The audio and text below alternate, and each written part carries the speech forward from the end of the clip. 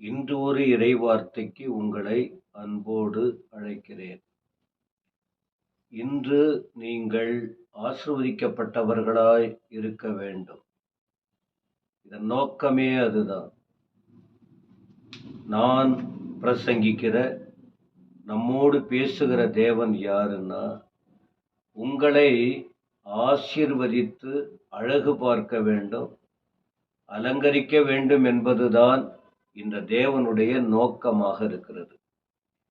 அப்படி இருக்கும்போது இன்று உங்களுக்கு கொடுக்கப்படுகிற வார்த்தை மத்தேயு 13:9 கேட்கிறதற்கு காதுள்ளவன் கேட்க கடவன் என்றார்.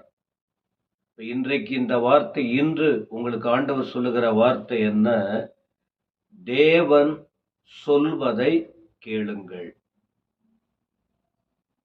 ஏன் தெரியுமா? இன்றைக்கு அநேகர் ஆண்டவர் சொல்வதை கேட்பதில்லை. ஒரு நல்ல மனுஷங்க சொல்வதை கூட அனுபவத்தோடு சொல்லப்படுகிற வார்த்தையை கூட அநேகர் கேட்பதில்லை.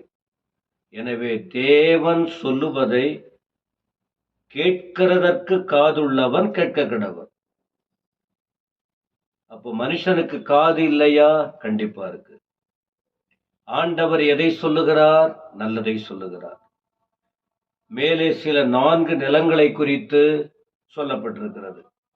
இப்படி சொல்லப்பட்ட அந்த வார்த்தைகளை கவனமாய் கேட்கும்போது உங்களுக்கு ஆசீர்வாதத்தை இந்த நாளில் பெற்றுக்கொள்ள முடியும். இதே 43 கூட மத்தேயு 13:43 ஒரு வார்த்தையை சொல்லுகிறார். கேட்கிறதற்கு காதுள்ளவன் கேட்க கடவன். இங்கே இந்த செய்தியின் முடிவில் இந்த வார்த்தையை உச்சரிக்கிறார். அப்போ மத்தேயு 7 கூட ஒரு வார்த்தை சொல்லியிருக்கு. ஆண்டவர் என்ன சொன்னார் பாருங்கள்.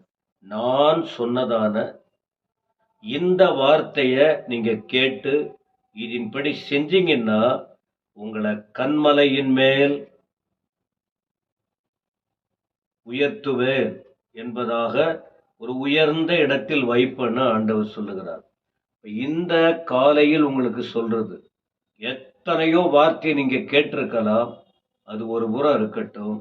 என் ஆண்டவர் உங்களுக்கு சொல்லுகிற வார்த்தையை கவனமா கேளுங்க, இருதயத்துக்கு கொண்டு வாங்க, அதன்படி நடக்க முயற்சி பண்ணுங்க. இந்த நாள் உங்களுக்கு ஆசீர்வாதமான நாளாக இருக்கும் என்பதில் சந்தேகமில்லை. ஆண்டவர் உங்கள் ஒவ்வொருவர் மீதும் அப்படிப்பட்ட நன்மைகளை தருவார். கர்த்தர் உங்களை